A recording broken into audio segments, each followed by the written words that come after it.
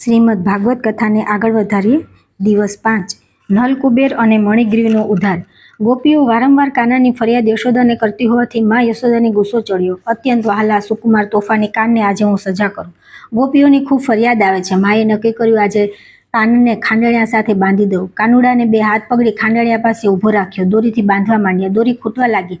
ગોપીઓ માને દોરી આપતી જાય છે પણ ભગવાન બંધાતા નથી. માતા યશોદા મૂંઝાયા. તે જોઈ ભગવાન જાતે જ બંધાઈ ગયા. કાનુડો ખાંડણિયા સહિત ઘસડાતો બગીચામાં આવ્યો. બગીચામાં 2 ઝાડ હતા. ભગવાનનો જમણો અંગૂઠો ઝાડને અડતા ઝાડમાંથી 2 પુરુષો ઉત્પન્ન થયા. ભગવાનને બંનેએ વંદન કર્યા. ભગવાન કહે, બેસો, કોણ છો તમે? અમે કુબેરના દીકરા છીએ. નળ કુબેર અને મણિગ્રીવ અમારા નામ છે. શ્રીમંતના દીકરામાં દુર્ગુણ ન આવી જાય તેની વડીલોને સંભાળ લેવાનું ભગવાન કહે છે. અમે કુબેરના દીકરા 16 વર્ષની ઉંમરે ગંગા કિનારે સ્નાન કરવા જતા હતા. ઠંડી જોરદાર હતી. રસ્તામાં મદિરા પાન કર્યું. અપ્સરા નૃત્ય કરતી હતી. ત્યાં અમે જવા લાગ્યા. રસ્તામાં નારદજી મળ્યા. તેમને અમને વાર્યા. અમે માન્યા નહીં. નારદજીએ શાપ આપ્યો, બંને ઝાડ થજો. શાપ મળતા જ અમને જ્ઞાન થયું. ભૂલ સમજાઈ. અમે નારદના પગે પડ્યા, માફી માંગી. નારદજીએ કહ્યું કે જ્યારે તમને ભગવાનનો ભેટો થશે, તેમના ચરણામૃત તમને અટકશે, ત્યારે તમારો ઉદ્ધાર થશે. હે ભગવાન, ત્યારથી અમે તમારી રાહ જોતા હતા. અમે તમને સાષ્ટાંગ દંડવત પ્રણામ કરીએ છીએ. ભગવાન કહે, માગો માગો, હું તમને શું આપું? બંનેએ માગ્યું કે અમારી વાણી તમારા ગુણ ગાય, અમારા કાન તમારી કથા શ્રવણ કરે, અમારા પગ યાત્રા માટે વપરાય, અમારું મસ્તક તમારા ચરણમાં રહે. હે ઠાકોરજી, અમને એવી સ્તુતિ આપો કે ભગવાન જગત નિયંતા છે તે અમને સતત યાદ રહે. ભગવાન ખુશ થયા. બંનેએ કહ્યું કે તમારું કલ્યાણ થાવ. બગીચામાં યશોદાએ બાલકૃષ્ણને જોયા. નંદ યશોદા બગીચામાં આવ્યા. નંદરાએ ખાંડણિયાથી કાનને છૂટા કર્યા. નંદ કહે, યશોદા, અહીં આવો. આ શું કર્યું? કાનની કમર પર કેવો કાપો પડી ગયો છે. જાઓ, તેલ લઈ આવો. નંદરાએ ફૂંક મારી કાનની કમર પર તેલ લગાડવા લાગ્યા. દોરડાનો ડાઘ કમર ઉપર તોય રહી ગયો. ડાઘ જોઈ યશોદાનંદને ખૂબ દુઃખ થયું. બંને ખૂબ રડ્યા. ગોકુળ ગામના બધા લોકો કાનને જોવા આવ્યા. ભગવાન કહે કે બધાને જમાડો. મારા પરના પ્રેમ ભાવને લીધે સહુ આવ્યા છે. કોઈ જમ્યા વિના જવું ન જોઈએ. ઉપનંદ નામનો ગોવાળિયો નંદરાય પાસે આવ્યો અને કહેવા લાગ્યો કે ધરતીકંપ થાય છે અને ઝાડ પડે છે. બધા ભેગા થઈ જાઓ. આખું ગોકુળ ગામ ભેગું થયું. સૌ વિચારવા લાગ્યા, માનો કે ન માનો, પણ આ બાલકૃષ્ણના જન્મથી અહીં અનેક રાક્ષસો આવ્યા. આ જગ્યા ખાલી કરી બીજે ક્યાંક જતા રહીએ. બધાએ ભેગા મળીને વિચાર્યું કે જવું પણ ક્યાં? બાજુમાં વૃંદાવન છે, ત્યાં જતા રહીએ. એમ બધા નક્કી કર્યું. કાનુડાને 5મું વર્ષ ચાલતું હતું. ગોકુળ છોડી સૌ વૃંદાવન આવવા નીકળ્યા. રસ્તામાં મોરલા નૃત્ય કરતા હતા. ભગવાન બાલકૃષ્ણનું કામદેવ જેવું સ્વરૂપ હતું. માથે મોરપીંછનો મુગટ પહેર્યો હતો. કાનમાં પુષ્પ પહેર્યા હતા. પીળું પિતાંબર પહેર્યું હતું અને વેણું વગાડતા હતા. ગોકુળવાસીઓ કૃષ્ણ કનૈયા લાલ કી જય કરતા કરતા ગોકુળ છોડી વૃંદાવનમાં આવ્યા. ભગવાને બધા માટે રહેવાની સુંદર વ્યવસ્થા કરી. ગાયો માટે ગૌશાળા બનાવી. સવારે વહેલા ઉઠી માતા પિતા અને ગાયને પ્રણામ કરવા, માતા પિતાને કામમાં મદદ કરવી, વનમાં વાછડા ચરાવવા જવું, આ નિત્યક્રમ બાલકૃષ્ણ ભગવાને વૃંદાવન આવીને શરૂ કર્યું. ત્યાર પછી આવે છે વત્સાસુર વધ. ભગવાને જાહેરાત કરી કે ગોકુળથી ઘી, દૂધ, શાકભાજી મથુરા જવા ન દેવા, તેમજ મથુરાથી કોઈ ચીજ આપણે લાવવી નહીં. કંસને આ વાતની ખબર પડી. તેના ગુસ્સાનો પાર ન રહ્યો. ફરી કંસે વત્સાસુર નામનો રાક્ષસ વૃંદાવન મોકલ્યો. વાછરડા લઈ કૃષ્ણ બલદેવ અને ગોવાળિયા ચરાવવા જતા હતા. રાક્ષસ વાછરડાનું રૂપ લઈ વાછરડાના ટોળામાં ભળી ગયો. ભગવાન તો સર્વજ્ઞ હતા. તેને ખબર પડી. ભગવાને મોટા ભાઈ બલદેવને કહ્યું કે અહીં પણ મામાનો રાક્ષસ આવ્યો છે. પાપ કરનારનું મોઢું બદલાઈ જાય છે. વત્સાસુર બલદેવને પાટું મારવા જાય છે. ત્યાં ભગવાને વત્સાસુરને 2 હાથ પગથી પકડીને પથ્થર પર પછાડ્યો અને મારી નાખ્યો. વત્સ એટલે દીકરો. દીકરામાં આસુરી ભાવ, ખરાબ ભાવ પેદા ન થાય તેની માતા પિતાએ તકેદારી રાખવી જોઈએ. તેને માટે પહેલા આપણે સુધરવું જોઈએ, પછી જ બાળકને કહેવાય. દરરોજ ભગવાન વૃંદાવનમાં ગયો ચરાવવા જાય. એક દિવસ પગમાં કાંટો વાગ્યો. ગોવાળીઓએ કાંટો કાઢી નાખ્યો. ભગવાન માટે ગોવાળીઓ ચાકડી લઈ આવ્યા. કાને ચાકડી ન પહેરી. બાલકૃષ્ણ કહે, જ્યાં સુધી માતા પિતાનું મોઢું નહીં જોઉં ત્યાં સુધી પગમાં ચાકડી નહીં પહેરું, હાથમાં હથિયાર નહીં લઉં અને વિદ્યાભ્યાસ નહીં કરું. ભગવાને પ્રતિજ્ઞા લીધી અને આ પ્રતિજ્ઞા કંસને મારી દેવકી વસુદેવને જેલમાંથી છોડાવ્યા ત્યાં સુધી પાડી. ભાગવત કહે છે કે માતા પિતાને જીવનમાં ક્યારેય ભૂલશો નહીં. કંસને સમાચાર મળ્યા કે મથુરામાંથી બહારથી કોઈ ચીજ આવતી નથી તો તે ખૂબ ગુસ્સે ભરાયો. કંસની 2 પત્ની, એક અસ્થિ અને બીજી પ્રાપ્તિ. બંને પૂછે છે કે તમે આટલા શક્તિશાળી એક 5 વર્ષના બાળકને પહોંચી નથી શકતા? કંસ આ સાંભળી ધુઆ પુઆ થવા લાગ્યો. સુખદેવજી કહે કે હે પરીક્ષિત, ભગવાન ગોવાળીઓ સાથે રોજ વનમાં ગાયો ચરાવવા જાય. વહેલી સવારે વૃંદાવનમાં લોકો ભગવાનના દર્શન કરવા માર્ગમાં ઊભા રહે અને ભગવાન પર પુષ્પવૃષ્ટિ કરે. સૌ ગોવાળિયા ઘરેથી સાથે ભોજન લઈ ગાયો ચરાવવા જાય. નિયમ પ્રમાણે બાળ કનૈયા આજે વેણું વગાડી. બધા ગોવાળિયાઓ ભોજન લઈ ગાયો ચરાવવા એકઠા થયા. સાંડિલ્ય બ્રાહ્મણનો દીકરો મધુમંગલ પણ ભગવાન સાથે વનમાં ગાયો ચરાવવા જતો હતો. તેના માતા પિતા કહે કે આપણે રોજ સાંજે જમીએ છીએ તો તારે વનમાં ખાટી છાશ લઈને જવાનું. બધા ગોવાળિયો ભાતના ભોજન લાવે. કાનુડો જમવાની વેળા થાય એટલે વેણું વગાડે અને બધા ગોવાળિયા જમવા એકઠા થાય. એ વખતે મધુમંગલ ઝાડ પાછળ સંતાઈને ખાટી છાશ પી લે અને પાછો બધા જમી લે એટલે બધા સાથે હળી મળી જાય. ભગવાન આજે મધુમંગલની ખાટી છાશની દોણી ઝૂંટવી લે પોતે પી ગયા. સુખદેવજી કહે છે કે હે પરીક્ષિત, ભગવાનની કથા વારંવાર સાંભળવા છતાં નવીન જેવી લાગે છે. ભગવાન કૃષ્ણ ગોવાળિયા સાથે રોજની જેમ વનમાં વાછરડા ચરાવવા જતા હતા. કાનુડાએ ગોવાળિયાને કહ્યું કે આજે બહુ ભૂખ લાગી છે તો આપણે બધા અહીં જમવા બેસીએ. વાછરડા ભલે લીલું ઘાસ ચરતા. જમવાની ગોવાળિયાઓએ તૈયારી કરી પણ વાછરડા ચરતા ચરતા દૂર નીકળી ગયા હોય એમ લાગ્યું. ગોવાળિયા ચિંતા કરવા લાગ્યા. કાન કહે, ચિંતા ન કરો, હમણાં વાછરડા લઈને આવું છું. ભગવાન વાછરડા શોધવા ગયા. દૂર દૂર તપાસ કરી પણ ન મળ્યા. કાનુડાને ખબર પડી કે આ કામ બ્રહ્મનું છે. બ્રહ્માએ ભગવાનના આટલા બધા પરાક્રમ સાંભળ્યા હોવાથી તેને મન થયું કે લાવ હું બાલકૃષ્ણની પરીક્ષા કરું. તેથી વાછરડા અને ગોપ બાળોનું બ્રહ્મા હરણ કરી ગયા. ભગવાન તો પોતાના અંશમાંથી જેટલા વાછરડા અને ગોપ બાળો બ્રહ્મા લઈ ગયેલા તેટલા જ નવા બનાવી સાંજે ગોકુળમાં સૌના ઘરે લઈ ગયા. બ્રહ્માએ 1 વર્ષ પછી પોતે જ્યાંથી ગોપ બાળો અને વાછરડાનું હરણ કરેલું ત્યાં તે વાછરડા અને ગોપ બાળોને ચરતા અને રમતા જોયા. બ્રહ્મા વિચારમાં પડી ગયા કે હું લઈ ગયો હતો તો આ બધા અહીં ક્યાંથી? આમાં સાચા ક્યાં ને ખોટા ક્યાં? બ્રહ્મા પોતે જ મોહ પામ્યા. બ્રહ્માએ વાછરડા અને ગોપ બાળને છોડી મૂક્યા. ભગવાન વાછરડા અને ગોપ બાળોને લઈને પાછા જ્યાં ગોવાળિયા જમવા બેઠા હતા ત્યાં આવ્યા. 1 વર્ષ વીત્યું છતાં હમણાં જ કનૈયો વાછરડા લેવા ગયો હોય તેમ કહેવા લાગ્યા. કનૈયો આવ્યો, કનૈયો આવ્યો, અમે જમવા માટે તારી રાહ જોઈએ છીએ. આમ ભગવાને પોતાની માયાથી ગોવાળિયાઓને 1 વર્ષનો સમય પણ જાણવા ન દીધો. બ્રહ્માએ ભગવાનની માફી માંગી અને ભગવાનને પ્રણામ કરી સ્તુતિ કરી. જેનું સુંદર સ્વરૂપ છે તેવા અવિનાશી ગુંજાની માળા ધારણ કરનાર તમને પ્રણામ કરું છું. તમારા બાળ સ્વરૂપના અનેક પરાક્રમોને શક્તિમાં શંકા લાવી મેં વાછરડા અને ગોપ બાળોનું હરણ કર્યું, પણ મને ક્ષમા કરો. આપની માયાવી શક્તિમાં હું અટવાઈ ગયો, હારી ગયો, મને માફ કરો. ગોવાળિયાઓએ પણ ભગવાનને પ્રાર્થના કરી કે હે ભગવાન, આવી અનંત શક્તિ હોવા છતાં અમારી સાથે આપ સ્નેહથી વર્તો છો તો અમારી આપને પ્રાર્થના છે કે દરેક યોનિમાં અમે તમારી સાથે રહીએ. સુખદેવજી કહે કે હે પરીક્ષિત, યમુના નદીમાં કાલિયા નાગ રહેતો હતો અને તેની આજુબાજુના સારા વાતાવરણમાં ઝેર ફેલાયેલું રહેલું છે. યમુના નદી પરથી પક્ષી ઉડે તો પક્ષી મરી જાય. ગોવાળિયાઓ ભગવાનને કહે કે આપણે યમુના નદીના કિનારે રમવા કેમ જતા નથી? ભગવાન કહે કે એક દિવસ જરૂર જઈશું. ગોવાળિયાઓ યમુના કિનારે રમવા જવાનું વારંવાર ભગવાનને કહેતા. ત્યાર પછી આવે છે ધેનકાસુર વધ. એવામાં એક દિવસ એક ઘટના બની. ઠાકોરજી અને બલરામ વનમાં ગાયો ચરતી મૂકી આડે પડખે થયા. ગોવાળિયાઓ અંદર અંદર વાત કરતા હતા કે આ બે ભાઈઓમાં હોશિયાર કોણ? બધા કહે નાનો. આજ સુધીમાં નાના ભાઈએ જ અનેક રાક્ષસોને માર્યા છે. આ વાત ભગવાનથી સહન ન થઈ. મોટા ભાઈને ઓછા બળવાન કહ્યા તે વાત કાનાને ન ગમી. ભગવાને નક્કી કર્યું કે મોટા ભાઈની શક્તિ આ લોકોને બતાડવા દે. દરરોજના કાર્યક્રમ પ્રમાણે ગાયો ચરાવવા જવાના સમયે ગોવાળિયાઓ ભગવાન પાસે ભેગા થયા. ભગવાન કહે જંગલમાં ક્યાં ખજૂરના ઝાડ છે ત્યાં આપણે જઈશું. આ બધા તાડના ઝુંડ હતા ત્યાં ઝાડ ગયા અને ઝાડ ઉપર ખૂબ પાકા ખજૂરના ફળમાં ઝુમખા લટકતા હતા. ત્યાં ધેનકાસુર નામનો રાક્ષસ ગધેડાના સ્વરૂપે રહેતો હતો. કોઈ ગોવાળિયાએ ત્યાં આવવા દેતો ન હતો. ગોવાળિયાઓને પાટું મારવા લાગ્યો. ગોવાળિયાઓએ ખૂબ પ્રયત્ન કર્યા પણ સફળ ન થયા. થાકીને ભગવાન પાસે આવી વિનંતી કરી, ધેનકાસુરની વાત કરી. આ ધેનકાસુર હતો તે દૂરથી બતાવ્યો. ભગવાન કહે ખજૂર ખાવા છે, ધેનકાસુરને મારવો છે. આ કામ મારાથી નહીં બને. જે કામ મારાથી ન થઈ શકે તેને માટે મોટાભાઈ પાસે જઈએ. મોટાભાઈને 108 પ્રણામ કરવા પડશે. ભગવાન કહે પહેલા હું શરૂ કરીશ.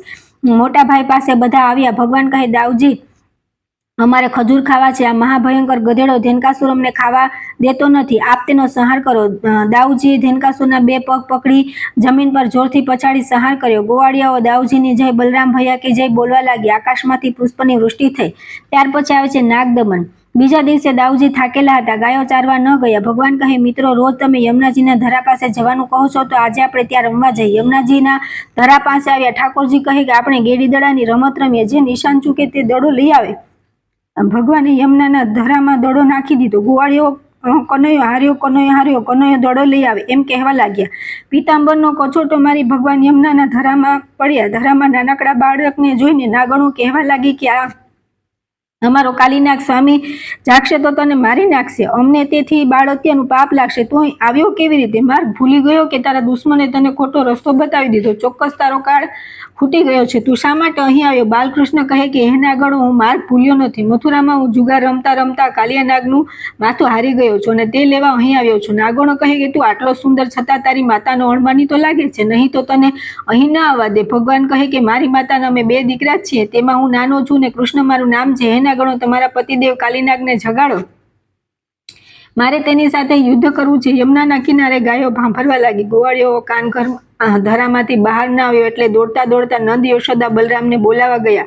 નાગણો હજી ભગવાનને વિનવે છે કે હે બાળક, અમારો 1.25 લાખનો હાર સોના દોરીઓ અમે તને નાગથી છાનામાના ભેટ આપીએ છીએ, તો અહીંથી લઈ સહી સલામત રીતે પાછો ચાલ્યો જા. ભગવાન કહે કે હે નાગણીઓ, તમારા હારને અને સોનાની દોરીઓને હું શું કરું? તમારે ઘરમાં શા માટે ચોરી કરવી જોઈએ? તમે તમારા નાથને જગાડો, મારે તેની સાથે જ યુદ્ધ કરવું છે. નાગણીઓએ નાગના ચરણ દબાવી જગાડ્યો અને કહ્યું કે હે બળવંત, એક બાળક આપણે બાણાવ્યો છે. બેઉ બળવાન યુદ્ધમાં ઉતર્યા. યમુનાના કિનારે નંદ, યશોદા, બલરામ આવ્યા. બલરામ યમુનામાં પડવા તૈયાર થયા ત્યાં ભગવાને ના પાડી. કાલી નાગે ફેણો ફૂફાડા મારી ભગવાનને મારવા માંડી. ગગનમાં ગડગડાટ થવા લાગ્યો. ભયંકર સંગ્રામ ચાલતો હતો. ભગવાન કાલીનાગની ફેણ પર ચડી નૃત્ય કરવા લાગ્યા. કાલીનાગને હરાવ્યો. નાગણીઓ ભગવાનને હાથ જોડી વિનંતી કરવા લાગી કે હે ભગવાન, તમે તમને ઓળખી ન શક્યા, અમે અપરાધી છીએ. થાળ ભરીને નાગણીઓ મોતીડા લઈ આવી. મોતીડામાંથી ઠાકોરજીને નાગણીઓએ વધાવ્યા. ભગવાન પાસેથી નાગને છોડાવ્યો. દેવતાઓએ ભગવાન પર પુષ્પની વૃષ્ટિ કરી. સુખદેવજી કહે છે કે હે પરીક્ષિત, આમ બાળ સ્વરૂપ ભગવાને કાલી સર્પનું દમન કર્યું અને તેને કહ્યું કે આ યમુનાના ધરામાં તારે નહીં રહેવાનું, તો અહીંથી ચાલ્યો જા. સમુદ્ર રમણક દ્વીપ જઈને રહે. કાલીનાગ પોતાના કુટુંબીજનોને લઈ રમણક દ્વીપમાં ચાલ્યો ગયો અને યમુના નદીનું પાણી નિર્મળ થયું. વૃંદાવનમાં ભગવાને કાલીનાગ નાથ્યો તે યમુનાનો ધરો આજે છે. પરીક્ષિત સુખદેવજીને પૂછ્યું કે યમુનામાં કાળી સર્પ કેમ રહેતો હતો? સુખદેવજી કહે, ગરુડ ભગવાનનું વાહન અને તેનો ખોરાક સર્પ. સર્પોએ ઠરાવ્યું કે અમાસે એક સર્પનું બલિદાન ગરુડ માટે આપવું. દરેક સર્પ પોતાનું રક્ષણ કરનાર ગરુડને વારાફરતી બલિદાન આપ્યા કરતા. કાલી નાગને પોતાના ઝેર અને શક્તિનું અભિમાન હતું. તે બલિદાન આપતો ન હતો, બીજાનું આપેલું બલિદાન ખાઈ જાય ગરુડનું અપમાન કરતો હતો. ગરુડ કોપાયમાન થઈ કાલીનાગની પાછળ વેગથી દોડ્યો. કાલીનાગ અને ગરુડ વચ્ચે ભયંકર યુદ્ધ થયું. કાલીનાગ દોડતો દોડતો યમુનાજીના ધરામાં ઊંડે ઉતરી ગયો, જ્યાં ગરુડ આવી ન શકે. યમુના કિનારે સોભરી ઋષિએ ગરુડને અટકાવ્યો, પણ ભૂખ લાગી હોવાથી ઋષિને ગણકાર્યા નહીં. યમુનામાંથી એક માછલીઓના રાજાને મારીને ખાઈ ગયો. માછલા ખૂબ દુઃખી થઈ ગયા. સોભરી ઋષિએ ગરુડને શાપ આપ્યો કે જો ગરુડ તું અહીં આવી માછલા ખાઈશ તો મરણ પામીશ. આ સોભરી ઋષિનો શાપ ફક્ત કાલીનાગ જ જાણતો હતો, તેથી તે યમુનાના ધરામાં ઉતરી ગયો. ભગવાન શ્રી કૃષ્ણ યમુનાજીમાંથી બહાર નીકળ્યા. ગોવાળીઓએ ભગવાનને ભેટી પડ્યા. નંદ, યશોદા, રોહિણી કૃષ્ણને જોઈ ભાનમાં આવ્યા. કાલીનાગથી છૂટેલા શ્રી કૃષ્ણને જોઈ બહુ સારું થયું એમ કહેવા લાગ્યા. આ નિમિત્તે નંદરાએ ગાયો અને સુવર્ણનું દાન બ્રાહ્મણોને આપ્યું. યશોદા હર્ષના આંસુ વરસાવવા લાગ્યા. ભગવાનને ખોળામાં લઈ છાતી સરસા ચાપી દીધા. તે દિવસે થાકેલા વ્રજવાસીઓને ગાયોએ આખી રાત યમુનાજીના કિનારે જ વિતાવી. ઉનાળો હતો. મધરાતે યમુના કિનારાના વનમાં દાવાનળ લાગેલો. સૂતેલા વ્રજવાસીઓને તેમજ ગાયોને દાવાનળ ચારે બાજુથી ઘેરી લીધા. ગભરાટથી લોકો એકદમ ઊભા થઈ ગયા. ભગવાનને શરણે જઈ પ્રાર્થના કરવા લાગ્યા કે હે પ્રભુ, આ ભયંકર દાવાનળથી તમે અમારું રક્ષણ કરો. ભક્તજનોની વ્યાકુળતા જોઈ અનંત શક્તિ ધરાવનાર કૃષ્ણ તીવ્ર દાવાનળ પી ગયા અને ગાયો તેમજ વ્રજવાસીઓને દાવાનળથી ઉગારી લીધા. ત્યાર પછી આવે છે પ્રલંબાસુર વધ. સુખદેવજી કહે છે કે વ્રજવાસીઓએ ગાયો અને ગોવાળિયાઓ સાથે સવારમાં વ્રજમાં પ્રવેશ કર્યો. રસ્તામાં ગોપબાળો સાથે અનેક જાતની રમત રમતા, તોફાન કરતા જતા એક પ્રલંબાસુર નામનો રાક્ષસ બલરામ અને કૃષ્ણનું હરણ કરવા ગોવાળિયાનું સ્વરૂપ લઈ ગોવાળિયાના ટોળામાં ભળી ગયો. સર્વજ્ઞ એવા ભગવાન આ વાત જાણી ગયા. ભગવાને ગોવાળિયાઓ સાથે બે ભાગમાં વહેંચાઈને રમત રમવાની શરૂ કરી. પ્રલંબાસુરને પોતાના પક્ષમાં રાખ્યો. જે પક્ષ હારે તે સામેવાળાને ઉપાડે તેવી શરત રાખી.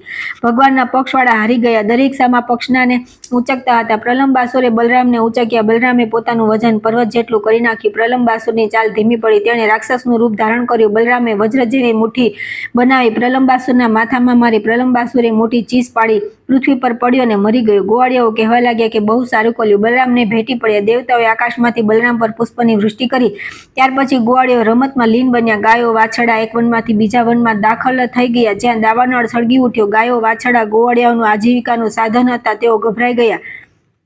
ભગવાનને શરણે આવ્યા અને કહેવા લાગ્યા કે હે કૃષ્ણ, અમારી ગાયો અને વાછરડાનું આ દાવાનળથી રક્ષણ કરો. ભગવાન કહે કે હે ગોવાળિયાઓ, ડરો નહીં, તમારી આંખ બંધ કરી દો. ગોવાળિયાઓએ આંખો બંધ કરી દીધી. ગોવાળિયાઓએ આંખો બંધ કરી કે ભગવાન ઉગ્ર દાવાનળ પોતાના મુખથી પી ગયા. ગોવાળિયા અને ગાયોને સંકટમાંથી છોડાવ્યા.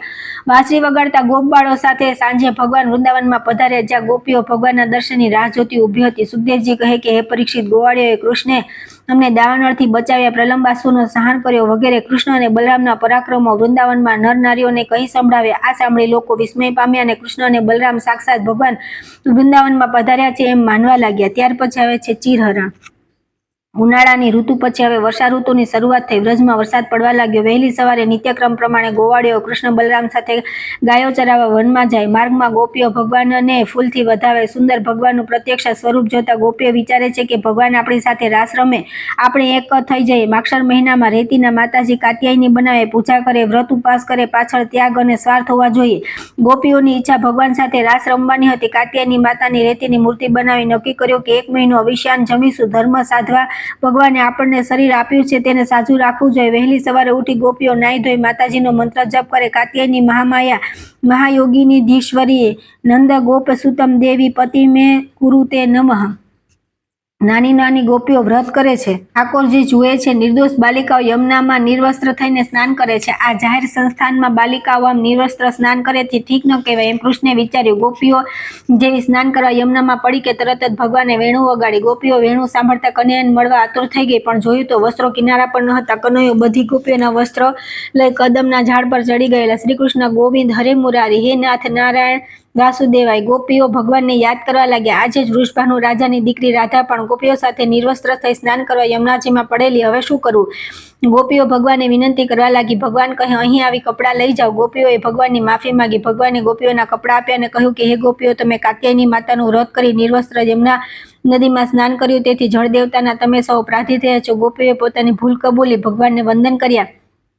ભગવાને ગોપીઓને કહ્યું કે હવે તમે બધા ઘરે જાઓ. તમે જે મનથી ઈચ્છા કરી છે તે પરિપૂર્ણ થશે.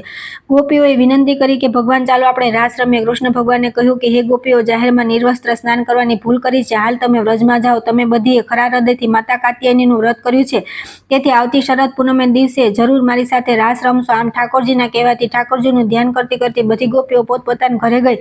ઠાકોરજી ગોવાળિયાઓ સાથે ગાયો ચારતા ચારતા દૂર નીકળી ગયા. ગોવાળિયો કહે કે હવે અમને ખૂબ ભૂખ લાગી છે, શું કરીએ? કનૈયાએ કહ્યું કે બાજુમાં બ્રાહ્મણો યજ્ઞ કરે છે, ત્યાં જઈને કહેજો કે અમારા બલરામ અને કૃષ્ણને ભૂખ લાગી છે, તેથી કૃપા કરી અન્નનું દાન આપો. ગોવાળિયાએ બ્રાહ્મણોના યજ્ઞમાં ગયા. અન્નની ભિક્ષા માગી. બ્રાહ્મણો કહે કે અમારે તો તમને ઘણું આપવું છે, પણ અમને રાજા કંસની બીક લાગે છે. ગોવાળિયાઓ આ સાંભળી ખાલી હાથે કૃષ્ણ બલરામ પાસે પાછા આવ્યા. બધી વાત કરી. ઠાકોરજી કહે કે તમે બ્રાહ્મણ પત્નીઓ પાસે જાવ અને કહો કે હું અને બલરામ અહીં આવ્યા છીએ અને અમને ખૂબ ભૂખ લાગી છે. ગોવાળિયો બ્રાહ્મણ પત્નીઓ પાસે ગયા. તેઓને કહ્યું કે કૃષ્ણ અને બલરામ જંગલમાં ગાયો ચરાવતા ચરાવતા ખૂબ દૂર આવી ગયા છે અને તેઓને ખૂબ ભૂખ લાગી છે, તો કૃપા કરી અન્નની ભિક્ષા આપો. બ્રાહ્મણ પત્નીઓ અનેક જાતના પકવાન પોતાની થાળીમાં પીરસી ઉતાવળી ઠાકોરજીને મળવા દોડતી દોડતી આવી. ઈશ્વરનું સ્મરણ કરતી કરતી ભગવાન પાસે આવી સાષ્ટાંગ દંડવત પ્રણામ કર્યા અને પોતે સાથે લાવેલા વિવિધ મિષ્ટાન ઠાકોરજીને ધર્યા. ભગવાને સામગ્રીનો સ્વીકાર કર્યો. પછી ઠાકોરજીએ બ્રાહ્મણ સ્ત્રીઓને કહ્યું કે તમે અહીં અમારા દર્શન કરવા આવ્યા, તમારી સામગ્રી અમે ગ્રહણ કરી. હવે તમે સૌ યજ્ઞશાળામાં જાઓ. ત્યાં તમારા પતિદેવો તમારી રાહ જુએ છે. તમારા સહકારથી તેઓ યજ્ઞ પૂરો કરશે. ભગવાનના આવા વચનથી એકીટસે ટગર ટગર નિહાળતી બ્રાહ્મણ સ્ત્રીઓને દુઃખ લાગ્યું અને કહેવા લાગી કે હે ઠાકોરજી, અમે તમારા દર્શન આવ્યા છીએ. અમે અમારા પતિ, માતા પિતા કે પુત્રની રજા લેવા પણ રોકાય નથી. બધાનો થોડો સમય માટે ત્યાગ કરી આપના શરણમાં આવ્યા છીએ, ત્યારે તમે અમને જલ્દી જવાનું શા માટે કહો છો? અમારા ઘરના હવે અમને અપરાધી ગણશે, કદાચ અમારો સ્વીકાર નહીં કરે. હવે તો આપના શરણ સિવાય અમારી કોઈ જગ્યા નથી. આપ અમારો સ્વીકાર કરો. કૃષ્ણ બોલ્યા કે તમે તમારા ઘરે જાઓ. તમને તમારે કોઈ દોષિત નહીં કહે. તમારા પતિદેવો તમારા સહકારથી યજ્ઞ પૂરો કરશે. તમારા તપ અને પ્રેમના બદલામાં મેં તમારી સામગ્રીનો સ્વીકાર કર્યો છે. તમારા ઘરમાં હરેક પ્રકારનું ઐશ્વર્ય ભરપૂર રહેશે. આ સાંભળી બધી ઋષિ પત્નીઓ યજ્ઞશાળામાં ગઈ. તેઓના પતિદેવો તેઓના સહકારથી યજ્ઞ પૂરો કર્યો. પોતે માનવ સ્વરૂપ સાક્ષાત ઈશ્વરની માંગણીનો અનાદર કર્યો. પોતે બધા ઈશ્વર ભક્તિ રહિત છે એમ વિચારી બ્રહ્મ ઋષિઓ પસ્તાવો કરવા લાગ્યા. ત્યાર પછી આવે છે ગોવર્ધન મહોત્સવ. સુખદેવજી કહે છે કે હે પરીક્ષિત, શ્રી કૃષ્ણ અને બલરામ વ્રજમાં જ રહેતા હતા. એક દિવસ ગોવાળિયાઓને ઇન્દ્રના યજ્ઞની તૈયારી કરતા જોઈ ભગવાને ગોવાળિયાઓને પૂછ્યું કે શાની તૈયારી કરો છો? ગોવાળિયાઓ કહે કે ઇન્દ્રના યજ્ઞની તૈયારી કરીએ છીએ. ઇન્દ્ર પૃથ્વી પર વરસાદ વરસાવી સૌ જીવોને જીવાડે છે, તેથી તેને પ્રસન્ન કરવા માટે યજ્ઞ કરવાની તૈયારી કરીએ છીએ. ભગવાને કહ્યું કે જગતમાં દરેક વસ્તુ કુદરતના ક્રમ અનુસાર જ થતી હોય છે. કદાચ ઇન્દ્ર વગેરે દેવોની યોગક્ષેમ માટે જરૂર હોય, છતાં આપણે તો વનવાસી છીએ. આપણે તો આપણા કલ્યાણ માટે પર્વતો અને વનોની પૂજા કરવી જોઈએ. ઇન્દ્રના ગર્વનો નાશ કરવા ઈચ્છતા ભગવાને ગોવાળિયાઓ પાસે ગોવર્ધન પર્વતની પૂજા કરાવી. ભગવાન કહે ગાયોને ગિરિરાજ લઈ જઈએ, ગાયોના દૂધનો અભિષેક કરીએ, અનાજ લઈ જઈએ, જાત જાતના ભોજન બનાવીએ અને ગિરિરાજ ઉત્સવ કરીએ. એક ગોવાળે કૃષ્ણને પૂછ્યું કે હે કૃષ્ણ, તારો ગિરિરાજ બોલે? કૃષ્ણે કહ્યું કે શ્રદ્ધા હોય અને અદમ્ય ઉત્સાહ હોય તો ગિરિરાજ જરૂર બોલે. ગોવાળીઓ કહે કે કનૈયા, યજ્ઞ માટેનો યોજનાબદ્ધ કાર્યક્રમ સમજાવ. ભગવાન કહે કે હે ગોવાળો, ગાયોને સાથે લેવી, બળદગાડા જોડી સામગ્રી ભરી સાથે લેવી, અન્નકૂટની સામગ્રી તૈયાર કરવી અને ગોવર્ધનને ધરાવી અને ગાયના દૂધની પ્રદક્ષિણા કરવી. બધા ગોવાળિયા ગિરિરાજ ગયા. ગોવાળિયાઓ ચોખા ખૂબ લાવેલા. અનેક જાતના મિષ્ટાન રાંધ્યા, ભાત રાંધ્યા. ગોવર્ધનને ભાતનો ગિરિરાજ કરી ધર્યો. રાજભોગ ધરી ભગવાનનું આરાધન કર્યું. આરાધન કરતા હું ગોવર્ધન છું, ગોવર્ધન છું ગોવાળિયોને સંભળાવી, ખાતરી કરાવી. ગિરિરાજની પ્રસાદી બધાને વહેંચી. ત્યાર પછી આવે છે ગિરિરાજ ધરણ. પરમ કૃપાળુ પરમાત્માએ ગિરિરાજ મહોત્સવ ઉજવ્યો અને સૌના ઘરે ગઈ. ઇન્દ્રે ક્રોધે ભરાઈ મેઘને આજ્ઞા કરી કે આ વ્રતનો નાશ કરો અને તે પ્રમાણે પ્રલયકાળ જેવો વરસાદ વરસવા લાગ્યો. વૃંદાવન પાણીમાં ડૂબવા લાગ્યું. વ્રજવાસીઓ ગભરાવા લાગ્યા અને કૃષ્ણને પોકારવા લાગ્યા, કૃષ્ણ કૃષ્ણ આ મેઘ વરસે છે, શું કરીએ? ઠાકોરજી કહે કે આપણે ગિરિરાજની પૂજા કરી છે, તેને શરણે જઈએ. બધા વ્રજવાસીઓ ગાયો વાછડાને લઈ ગિરિરાજ આવ્યા. ભગવાને કહ્યું કે બધા આવી જાઓ. પોતાના પિતાંબરનો છેડો ફાડી ગિરિરાજ પર ધજા ફરકાવી. પોતાની ટટલી આંગળીથી ગિરિરાજને ધારણ કર્યો. 7 દિવસ સુધી ભગવાને ગિરિરાજને ટટલી આંગળી પર રાખ્યો. બધાય વ્રજવાસીઓ ગાયો અને વાછડાઓને આશ્રય આપ્યો. 8મા દિવસે વરસાદ બંધ થયો. આજે ઇન્દ્રે વિચાર કર્યો કે મેં ભગવાનને ઓળખ્યા ને મેં અભિમાન કર્યું. હું સ્વર્ગમાંથી વૃંદાવન જાઉં. ઇન્દ્ર વૃંદાવનમાં આવ્યા. ઇન્દ્રે વૃંદાવનમાં આવતા જોઈ ગોવાળિયાઓ ડરી ગયા. ભગવાન કહે, કૃષ્ણ, ઇન્દ્ર આપણને મારવા આવતો લાગે છે. ભગવાન કહે, ઊંઘા રહો, એ તો મહેમાન થઈને આવે છે. ઇન્દ્રએ આવી ઠાકોરજીને સાષ્ટાંગ દંડવત પ્રણામ કર્યા. સુરભી નામની ગાયના દૂધથી ઇન્દ્રે અને ઐરાવત હાથી આકાશગંગાના જળથી ભગવાન પર અભિષેક કર્યો. ઠાકોરજી ઇન્દ્રનું સન્માન કર્યું. સુરભી ગાય દરરોજ વનમાં ચરવા જાય.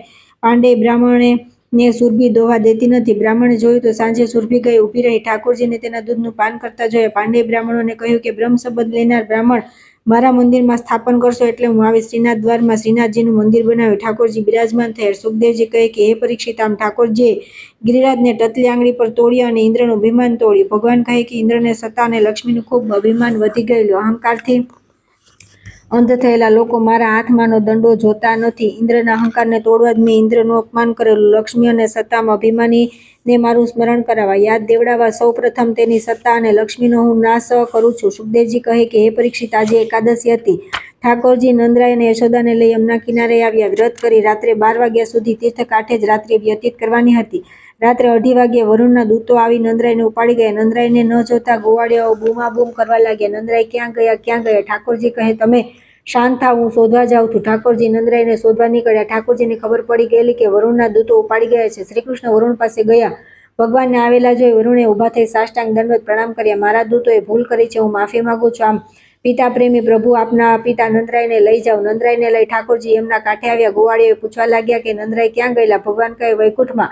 ગોવાળિયાઓ કહે કે અમારે પણ વૈકુંઠ જવું છે. ભગવાન કહે વૈકુંઠનો માર્ગ ખૂબ કઠણ છે. વૃંદાવનમાં જે છે તે વૈકુંઠમાં નથી. ગોવાળિયાઓ કહે કે આપણે સાથે જઈએ. ઠાકોરજી કહે ના, પહેલા હું ત્યાં જાઉં છું, પછી તમે બધા ત્યાં આવજો. હું આગળ જઈને તમારા માટે તૈયારી કરી રાખીશ. ભગવાન વૈકુંઠમાં ગયા. ગોવાળિયાઓને કહી ગયા કે તમે બધા ભાદરવા સુદ 12ના દિવસે વૈકુંઠમાં આવજો. બધા ગોવાળિયાઓ નક્કી કર્યા પ્રમાણે વૈકુંઠમાં આવ્યા. લોકોના ટોળે ટોળા ત્યાં હતા. ગોવાળિયાઓ કહે કે કનૈયો ક્યાં છે?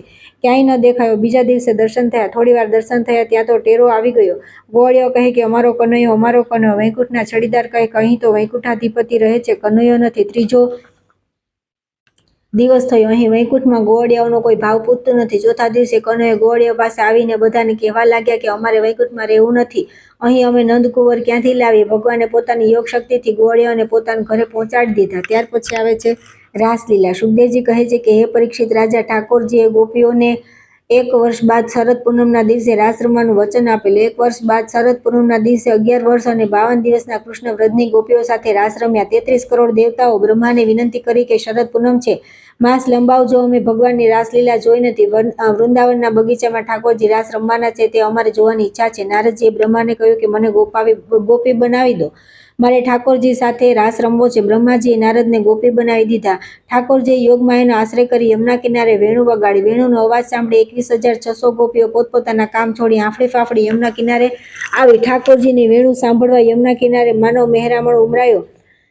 બધાએ ઠાકોરજીને પ્રણામ કર્યા. વેણુ વગાડવી બંધ કરી વેણુ હાથમાં લઈ ઠાકોરજી ગોપીઓની પ્રદક્ષિણા કરી. જે ઠાકોરજીની કે ઠાકોરજીના સ્વરૂપની ભાગવતની 4 કે 108 પ્રદક્ષિણા કરે તેના 7 જન્મના સર્વ પાપોનો નાશ થાય છે.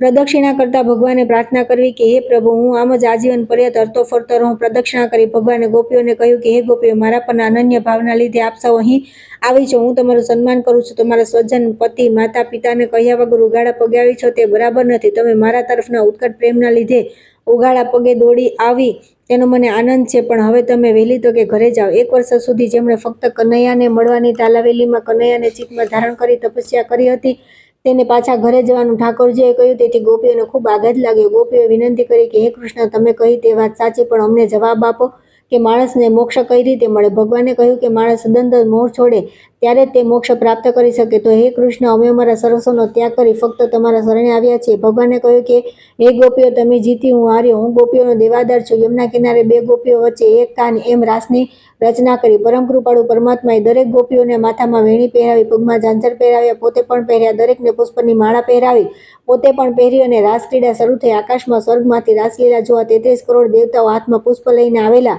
રાસ શરૂ થતાં જ આકાશમાંથી પુષ્પવૃષ્ટિ થઈ. ચારે બાજુ જય જયકાર થવા લાગ્યો. ગિરિરાજ ધરણ કે જય. ઠાકોરજી સ્થળ પર રમતા રમતા જળમાં આવી ગોપીઓ સાથે પાણીની પિચકારી મારી રમવા માંડ્યા. દેવો કહે કે ગોવાળિયાઓને અને ગોપીઓને ધન્ય છે કે જેઓને પરમ કૃપાળુ પરમાત્મા સાથે રાસ રમવાનો અધિકાર મળ્યો છે. 6 મહિના સુધી રાસક્રીડા ચાલી. બધી ગોપીઓને મનમાં અભિમાન જાગ્યું કે અમે કેવા જબરા, અમે સામે ચાલીને આવ્યા ત્યારે મૂંગો થતો હતો અને હવે એ છોડતો નથી. ગોપીઓમાં જાગેલા અહંકારને જાણી લઈ એક ગોપીને લઈ ભગવાન રાસ રમતમાંથી અદ્રશ્ય થઈ ગયા. ભગવાને એકાએક આલોપ થઈ ગયેલા જાણીને ગોપીઓ બેબાકડી બની ગઈ. કૃષ્ણ વિહોળી ગોપીઓ આંખમાંથી આંસુ સારતી કૃષ્ણને શોધવા જંગલમાં ભટકવા લાગી. ગોપીઓ તુલસી પાસે આવી પૂછવા લાગી, ભગવાન તારા મૂળમાં તો નથી છુપાયા ને? જવાબ ન મળ્યો. ભગવાને વહાલા પીપળા પાસે આવી. પીપળાને ગોપીઓ પૂછવા લાગી કે તમે અમારા ઠાકોરજીને જોયા છે? જવાબ ન મળ્યો. ક્યાંય ભગવાન ન મળ્યા. ગોપીઓ ધ્રુસકે ધ્રુસકે રડવા લાગી. જ્યાં જ્યાં ભગવાનના પગલા પડેલા જોયા ત્યાં ત્યાં શોધવા લાગી. એક ગોપીએ કહ્યું કે અહીં કાન કોઈનું વજન લઈને ચાલ્યું લાગે છે, તેના પગલા કાદવમાં ખૂંપી ગયા છે. ભગવાનના પગલાની રજ માથે ચડાવી ભગવાનનું સ્તવન કરતી રડતી પડતી ચાલે છે. રસ્તામાં એક વેણી તેમણે પડેલી જોઈ. વેણી હાથમાં લીધી. આ તો આપણા જેવી જ વેણી છે. આ વેણી પહેરનારને ભગવાન સાથે લઈ ગયા લાગે છે. વેણી હાથમાં લઈ ભગવાનનું સ્મરણ કરતી કરતી વનમાં આગળ ચાલે છે. ત્યાં જેની વેણી હતી તે ગોપી રાધા હતી. રાધા, તારી આ દશા, તારી વેણી? રાધા કહે કે તમારા બધા દિલના અભિમાન જાગ્યું. ભગવાને કહ્યું કે રાધા, ચાલ મારી સાથે, તને હું વૈકુંઠમાં મૂકી આવું. મેં ના કહી તો તેણે મને ઉંચકી લીધી. ચાલતા ચાલતા વચમાં સુંદર પુષ્પનો બગીચો આવ્યો. ભગવાને વેણી બનાવી, મને નવી વેણી અંબોડામાં પહેરાવી અને જૂની નાખી દીધી. અમે બંને ચાલવા લાગ્યા. એક વખત મને તેડી લીધેલી, તેથી મને ફરી તેડી લે તેવી ઈચ્છા જાગી. મેં કનૈયાને કહ્યું કે હું થાકી ગઈ છું, તું મને તેડી લે. ઠાકોરજી કહે કે રાધા, આ કદમના ઝાડ પર ચડી જા અને મારા ખભા પર બેસી જા. જેવી હું ઝાડ પર ચડી એટલે કનૈયો શું થઈ ગયો? હું અહીં ઝાડ પર લટકતી બેસી રહી છું. ગોપીઓ કહે કે હવે આપણે શું કરીશું? કનૈયાને કોઈ પણ સંજોગોમાં મેળવવો પડશે. સમૂહ ગોપીઓએ રાધા સહિત ભગવાનની સ્તુતિ કરી, જેને ગોપી ગીત કહેવાય છે. 21,600 ગોપીઓએ 33 કરોડ દેવતાઓ સાંભળે તેમ ગોપી ગીત ગાયું. ગોપી ગીત. હે વહાલા કૃષ્ણ, તારા જન્મથી જ વ્રજનું રૂપ અધિક ખીલ્યું છે. વ્રજમાં ચારે બાજુ તારો જય જયકાર બોલાય છે. હે કૃષ્ણ, તારા કમળ જેવા સુંદર સ્વરૂપને વિચારતા જ અમે તારી સાથે જોડાય છીએ. અમને સાષ્ટાંગ દંડવત પ્રણામ કરીએ છીએ. હે કૃષ્ણ, અનેક મુશ્કેલીઓમાં અમારું રક્ષણ કરનાર ભગવાન, અમને દર્શન આપો. ગોપીઓની આંખો બંધ થાય છે. ચોધાર આંસુએ ગોપીઓ રડે છે. તારા દર્શન વગર અમે અહીંથી જવાના નથી. હે કૃષ્ણ, તે 7 વર્ષની ઉંમરે તારી ટચલી આંગળી પર ગિરિરાજ પર્વત ધારણ કરી અમારું રક્ષણ કરેલું, તને પ્રણામ કરીએ છીએ. કાલીનાગને અભયદાન આપનાર કૃષ્ણ, તેના માથા પર તારા પગ મૂક્યા. અમારે તારા જમણા પગના અંગૂઠાનો સ્પર્શ કરવાની ઈચ્છા છે. હે ભગવાન, એક વખત પણ સાચા દિલથી તને પ્રણામ કરે છે તેના પર તું અવશ્ય કૃપા કરે છે. હે ગોવર્ધન ગિરધારી લક્ષ્મીજી એમ માનતા હતા કે તમારી સેવા કરનારનો અધિકાર તેમને છે. અમારું મન તારા ચરણ સ્પર્શ કરવા તત્પર થયેલું છે. રોજ સાંજે તું ગાયો ચરીને આવે તેની રાહ જોઈએ છે. સવારમાં તું વનમાં જાય ત્યારે સુંદર તૈયાર થયેલો હોય, સાંજે વાળમાં રસ ભરાઈ હોય, પગમાં કાંટા વાગ્યા હોય, છતાં તારું મુખ કમળ ક્યારેય કરમાયું નથી. વનમાં ગાયો ચારતા ચારતા પગમાં કાંટો વાગે ત્યારે ગોવાળિયા તને પૂછે કે હે કનૈયા, તને તકલીફ થાય છે? ત્યારે તું કહે છે કે મને તો વનમાં જવાનો ફરવાનો શોખ છે. ગાયો ચારીને આવતા પગમાંથી કાંટો ભગવાન તમે પોતે કાંટાથી કાઢતા ત્યારે અમે તને મદદ કરવાનું પણ કહેતા. તે વખતે તારી ના જોઈ. કનૈયા, માફ કરજે. તને મદદ કરવાના બહાને તારા જમણા પગનું તળિયું જોવાનો મોકો મળે એથી અમે બ્રહ્માને કહ્યું હતું કે કાંટો જલ્દી ન કાઢતા, અને બ્રહ્માએ અમારી વિનંતી માની હતી. આ વાત તમે યાદ રાખી હોય તો અમારી ભૂલ થઈ છે, તેની અમે માફી માંગીએ છીએ. એ વાત તે યાદ રાખી હોય તો અમને માફ કર. અમારા માતા પિતા, ધન, જાગીર સર્વસ્વ છોડીને અમે તારા ચરણમાં આવ્યા છીએ. અમે અભિમાન કરતા નથી. અમે મોહિત થયા, પણ હવે અમે તારો આધાર નહીં છોડી. અમે તારા ચરણમાં સાષ્ટાંગ દંડવત પ્રણામ કરીએ છીએ. દર્શન આપો, દર્શન આપો. આંખમાંથી ગંગા જમના વહેવા લાગ્યા. છેલ્લી વાર હે ભગવાન, આપણે એકાંતમાં મળતા મળતા તે અમારી ભૂલની યાદી અપાવી અને અમને 1 વર્ષની સજા કરી. 1 વર્ષ તારા વિયોગનું અમને 1000 વર્ષ જેવું લાગ્યું. તે વચન આપેલું 1 વર્ષ પછી સાથે રાસક્રીડા કરશો એ સુંદર મોકો તે અમને આપ્યો. દેવતાઓએ પણ આવું ભગવાનનું સ્વરૂપ કદી જોયું ન હતું. અમને આટલું રસપાન કરાવી અમારા કયા પાપના લીધે તું અમારી વચ્ચેથી એકાએક અંતર્ધ્યાન થઈ ગયો. હે કનૈયા, તું ચોક્કસ માનજે કે તે અમને 1 વર્ષની તપસ્યા કરાવી, પણ હવે એક ઘડી વર્ષો જેવી લાગે છે. સુખદેવજી કહે કે હે પરીક્ષિત, ગોપીઓ હાથ લાંબા કરીને પ્રણામ કરે છે. સાષ્ટાંગ દંડવત પ્રણામ, અમારી પ્રાર્થનાનો સ્વીકાર કરો. ગોપીઓ ધ્રુસકે રડતી રહી છે. 33 કરોડ દેવતાઓની આંખમાં આંસુ આવી ગયા. હવે ગોપીઓમાં બોલવાની કે ઉભા રહેવાની શક્તિ ન હતી. ત્યાં કૃષ્ણ પધાર્યા. કૃષ્ણ કહે કે ગોપીઓ, હું મોડો પડ્યો, માટે તમારી સૌની માફી માંગુ છું. ચાલો હવે અધૂરી રાસક્રીડા પૂરી કરીએ. રાધાને ભગવાન પર ગુસ્સો આવતો હતો. રાધા કહે કે ઉભો રહે, એક વાત પૂછું, મોડો કેમ આવ્યો?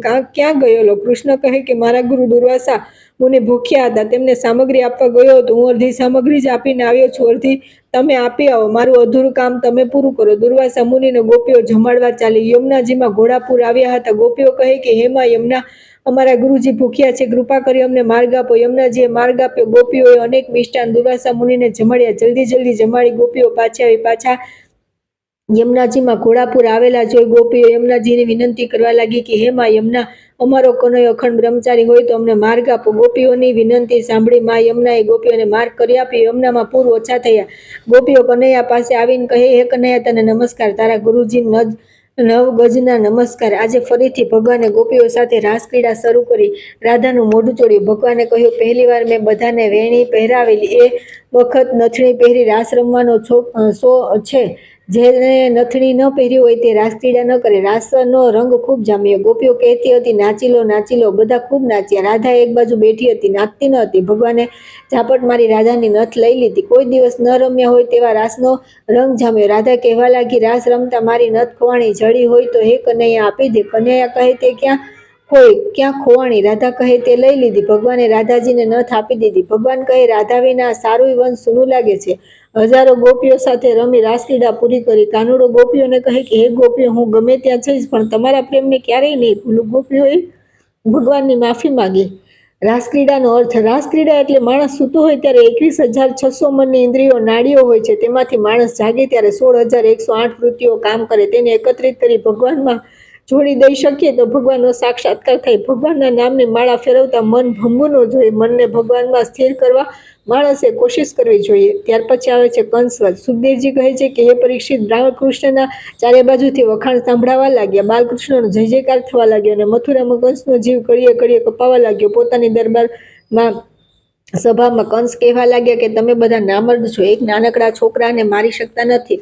હવે હું પોતે જ તેને મારવાની તૈયારી કરું છું. મેં અનેક રાક્ષસો કૃષ્ણને મારવા મોકલ્યા, કોઈ જીવ તો પાછો ન આવ્યો. હવે હું કૃષ્ણને મથુરા બોલાવવાની યોજના કરું. કંસે યોજના કરી, કનૈયાને લેવા કોને મોકલવો? કંસે વિચાર્યું, અક્રૂરજીને મોકલું. ત્યાં નારદજી આવ્યા. કંસ કહે, તમે ખોટા, તમારી આકાશવાણી ખોટી. નારદજી કહે કે હે કંસ, જરા વિચારી જો, તને અને મને છઠ્ઠીના દિવસે ભાન હતું. આ કનૈયાએ તે છઠ્ઠીના દિવસે માસી પૂતનાને મારી. તે માણસમાં શક્તિ કેવી હશે? કંસ આ સાંભળી ખૂબ કોપાયમાન થયો અને કહેવા લાગ્યો કે સૌ પ્રથમ કનૈયાના માતા પિતા વસુદેવ દેવકીને જ મારી નાખો. નારદજી કહે કે વસુદેવ દેવકીને મારી નાખશો તો કનૈયો આવશે જ નહીં.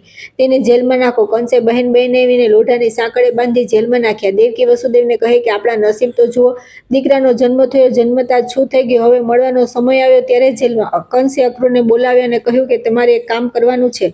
અક્રૂરજી ભગવાનના પિતરાઈ ભાઈ કાકા થાય અને કંસના સાઢુભાઈ થાય. અક્રૂરજી કહે, બોલે મારે શું કરવાનું છે? કંસ કહે, વૃંદાવન જઈ નંદરાય, બલરામ અને કૃષ્ણને રથમાં બેસાડીને અહીં લાવવાના છે. અક્રૂરજી કહે કે ભલે, હું જઈશ. કંસે રથ તૈયાર કરાવ્યો અને કહ્યું કે આવતીકાલે જઈ બધાને લઈ આવજો. વહેલી સવારે પૂજા કરી બગલમાં નિજ સેવા ઝાંપીમાં રાખી અક્રૂરજી કંસના રાજમહેલમાં આવ્યા. કંસે રથ તૈયાર રખાવ્યો હતો.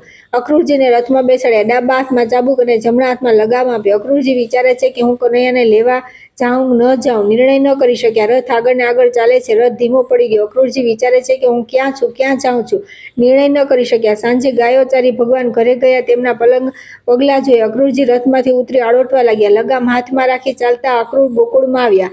એક વ્રજવાસી અક્રૂરને પૂછ્યું કે છતે વાહને રસ્તે કેમ ચાલો છો? અક્રૂરજી કહે કે મારો ભગવાન ખુલ્લા પગે ગાયો ચારે છે તો મારાથી રથમાં કેમ બેસાય?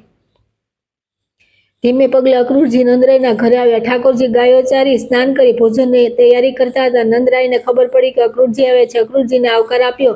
અક્રૂરજીએ નંદરાયને કંસનો પત્ર આપ્યો અને પોતાની ઓળખાણ આપી. હું કૃષ્ણનો પિતરાઈ કાકો છું. નંદરાયે ભગવાનને વાત કરી, ચાલો બધા સાથે જમી લઈએ. સાથે જમવું, સાથે ઉઠવું, બેસવું તે ગોકુળનો નિયમ હતો. ભગવાને મોટા ભાઈને કહ્યું કે કાકા થાકી ગયા છે, તેમને અતિથિ ગૃહમાં મૂકી આવો. આ સાંભળી અક્રૂરજીને આઘાત લાગ્યો. મારે તો કનૈયાની બાજુમાં બેસીને વાતો કરવી છે. અક્રૂરજીની ભગવાને કસોટી કરી. બલરામ અક્રૂરજીને અતિથિ ગૃહમાં મૂકી આવ્યા. અક્રૂરજીએ ગાદલું બાજુ પર નાખી, બારણું અડધું ખુલ્લું રાખી, હાથમાં માળા લીધી. વિચારવા લાગ્યા કે મારી ભક્તિમાં કંઈક ખૂટે છે. 1 કલાક સુધી એકાગ્ર મને આસન પર બેસી ઈશ્વરની આરાધના કરી. ભગવાન કહે કે ચાલો મોટાભાઈ કાકા સાથે વાતો કરવા જઈએ.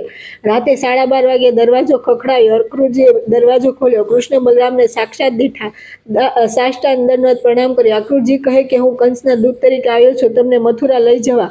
જો તમે આવો તો હું રોકાવ, નહીં તો પાછો જાઓ. કંસે જાહેરાત કરી છે કે મોટો યજ્ઞ કરવાનો છે અને અનેક વિવિધ કાર્યક્રમો યોજાવાના છે. બીજા દિવસે ભગવાને ગોકુળમાં જાહેરાત કરી, સાંભળજો, બલરામ અને કૃષ્ણ કંસ રાજાના આમંત્રણથી મથુરા જાય છે. હે ગોવાળીઓ, તમે મારા જીગરજાન દોસ્ત છો. હાથમાં લાકડી લઈ, માખણ લઈ રક્ષણ કરવા મારી સાથે ગાડામાં આવો. હું અને બલરામ મોટાભાઈ મામાના રથમાં જઈશું. આ જાહેરાતથી ગોકુળ વૃંદાવનમાં સોપો પડી ગયો. આજે કૃષ્ણ મથુરા જવાના છે. ભગવાને ગોવાળિયાઓને બાજુમાં બેસાડીને કહ્યું કે આપણે ગામડાના માણસ, મામાનું મથુરા તો શહેર કહેવાય, ત્યાં બહુ ઓછું બોલવું, બૂમ ભરાડા ન પડવા. ગોવાળિયો ગુસ્સે થઈ ગયા. તારે જે હોય તો જા, પણ અમે તો જે બોલતા હશું તે જ બોલીશું. ગોવાળિયો ગિરિરાજ ધરણ કી જય ને કૃષ્ણ કનૈયા લાલ કી જય પોકારવા લાગ્યા. નંદરાયે ગોવાળિયાઓને કહ્યું કે આપણે આવતીકાલે મથુરા જવા નીકળવું છે. યશોદાએ આજે મારો કાન મથુરા જવાનો છે, તેથી હોંશે હોંશે સામગ્રી તૈયાર કરી, શણગાર તૈયાર કર્યા. ગોપીઓ અને રાધા કાનને મળવા આવી. કાન આજે ગોકુળ છોડીને જાય છે, આપણે માતા યશોદાને મદદ કરીએ. બધાની આંખો રડી રડીને સૂજી ગઈ હતી. ગોપીઓ યશોદાને કહી કે મૈયા, અમે તને મદદ કરીએ. યશોદાજીએ કહ્યું કે હે ગોપીઓ, કાનનો છેલ્લો શણગાર તૈયાર કર્યો છે. મારું હૈયું કાબુમાં નથી. આપણે એવી સામગ્રી તૈયાર કરી છે. આજે આપણો કાન વિદાય લે છે, ત્યારે હું મારા હાથે કાનને મિષ્ટાન આરોગાવું એવી મારી ઈચ્છા છે. ગોપીઓ અંદરના ખંડમાં બેઠી. સામગ્રી તૈયાર થઈ. ગોવાળીઓ લાકડી લઈ મથુરા જવા તૈયાર થયા. નંદરાયે યશોદાને કહે કે સામગ્રી તૈયાર હોય તો કાનને જમાડી લ્યો. યશોદા કહે કે ગોપીઓ, કાનને મારા કરતા તમારા પર વધારે પ્રેમ છે. કાન જમે ત્યારે તમે બાજુના ખંડમાં બેસજો. તમને જોશે તો સામગ્રી આરોગી નહીં શકે. ટોળું કાનને મળવા આવ્યું. રાધાજી વિચારે છે કે હું કાન વિના રહી શકું. રાધા રથના પૈડા નીચે સૂઈ ગઈ. રાધા અક્રૂરજીને કહે છે કે તમારે કાનને મથુરા લઈ જવું હોય તો આ રથને મારા શરીર પરથી ચલાવીને લઈ જજો. બહુ જ ભારે હોય. યશોદા કાનને વિદાય આપવાની તૈયારી કરે છે, છતાં જતી વખતે હૈયું હાથ રહેતું નથી. ભગવાન કહે કે માં યશોદા, તમે સામગ્રી આરોગી લો, પછી હું વિદાય લઉં. આજે કાન વૃંદાવન છોડીને જવાનો હતો. એકેય ગાય વનમાં ચારવા ન ગઈ. વૃક્ષો હાલતા બંધ થઈ ગયા. હવા ધીમી ચાલવા માંડી. વૃંદાવન આખું ધ્રુસકે ધ્રુસકે રડતો હતો. યશોદાએ ભગવાનના કપાળમાં તિલક કર્યું, માળા પહેરાવી. ભગવાને માં યશોદાને સાષ્ટાંગ દંડવત પ્રણામ કર્યા. યશોદાએ કાનના શરીરમાં પોતે બાંધેલા દોડાના ડાઘ જોયા. યશોદા કાનને કહેવા લાગ્યા કે હે મારા કાન, હું તને વસમી વિદાય આપું છું ને સાથે સાથે માફી પણ માગું છું. મેં તને કચકચાવીને દોડાથી બાંધ્યો તો તેનો ઘા હજી નથી રૂજાયો. મને માફ કરજે. તારી માને કહેજે યશોદાએ મારા પર જુલમ કર્યો છે. તું જતા પહેલા મને એકવાર માફ કરી દે. ઠાકોરજી કહે કે એક માએ જન્મ આપ્યો ત્યજ્યો, બીજી માએ મારા તોફાન સહન કર્યા. જગતને બાંધનાર હું તારા હાથે બંધાયો. જ્યાં પણ જઈશ તારા પ્રેમને નહીં ભૂલો. માં એકવાર આશીષ આપ. ઠાકોરજીએ માં યશોદાના આંસુ પોતાના ખેસ વડે લૂછ્યા. કૃષ્ણે પૂછ્યું, માં ગોપીઓ ક્યાં છે? રાધા ક્યાં છે? રાધા તો રથના પૈડા નીચે સૂતા છે. ઠાકોરજી રાધા સૂતી હતી ત્યાં પૈડા પાસે બેસી ગયા અને કહે, રાધા ઊભી થા. વૃષભાનુ રાજાની દીકરી રાધાએ ઠાકોરજીનો પ્રેમ સંપાદન કર્યો. તેને કાનનો વિરહ લાગ્યો. રાધા કહેવા લાગી કે હું નહીં ઊભી થાવ. અક્રૂરજી, મારા શરીર પરથી રથને ચલાવો. કાન તારો વિયોગ મારાથી નહીં સેવાય. હું તારા વિના રહી શકું તેમ નથી. તું મને વૈકુંઠ લઈ જવાનું કહેતો હતો. આજે હું તારી સાથે આવવાની છું. તારા વિના ગોકુળ વૃંદાવન નું જીવન નકામું છે. મારા પરથી રથ ચલાવી દો. વાતાવરણ ગમગીન હતું. રાધાને કેમ સમજાવું? ઠાકોરજી રથના પૈડા પાસે બેસી રાધે રાધે કહીને સમજાવતા હતા. ગોપીઓના હાથમાં મગ, ચોખા, ફૂલ વગેરે હતા. નંદરાય ગોવાળિયાઓ સાથે મથુરા જવાના હતા. યશોદાની આંખો રડી રડીને સૂજી ગઈ હતી. ગાયોચારી કૃષ્ણ આવે ત્યારે વૃંદાવન નવપલ્લવિત થતું હતું, પણ આજે બધું શાંત હતું. ઠાકોરજીએ બંસરી કાઢી. હે રાધે, તારા નામે જાહેરાત કરું છું કે આજ પછી બંસરી નહીં વગાડો. ગોપીઓ અને વ્રજવાસીઓએ ભગવાનની આરાધના કરી. ગગનભેદી અવાજ થવા લાગ્યો, કૃષ્ણ કનૈયા લાલ કી જય. ભગવાન રથમાં બેસી ગયા. મથુરા જવા નીકળ્યા. રથ દેખાતો બંધ થયો ત્યાં સુધી બધાએ દર્શન કર્યા.